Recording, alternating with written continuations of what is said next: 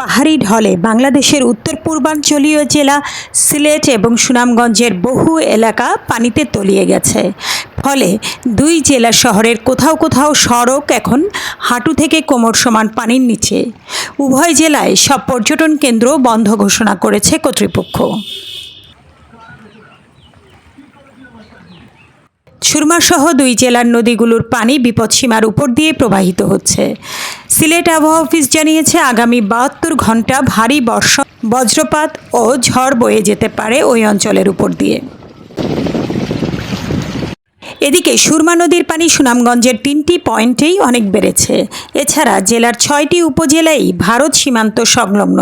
ভারতে বৃষ্টির কারণে পাহাড়ি ঢলে এসব উপজেলাগুলোতে পানি বেড়েই চলেছে। ষোলঘর এলাকায় সুরমার পানি বিপদসীমার 40 সেন্টিমিটার উপর দিয়ে প্রবাহিত হচ্ছে। জেলার বিশ্বম্ভরপুর, তাহিরপুর, ধর্মপাশা ও সুনামগঞ্জ শহরের রাস্তাঘাট, দোকানপাট ও বাড়িঘর পানির নিচে। সুনামগঞ্জের জেলা প্রশাসক মোহাম্মদ রাশেদ ইকবাল চৌধুরী জানান, সুনামগঞ্জ জেলার মধ্যে শহর, ছাতক, দোয়ারাবাজার সদর ও বিশ্বম্ভরপুর উপজেলা সবচেয়ে বেশি প্লাবিত। ইতোমধ্যে পানিবন্দী মানুষকে উদ্ধার ও ত্রাণ কার্যক্রম শুরু করেছে প্রশাসন।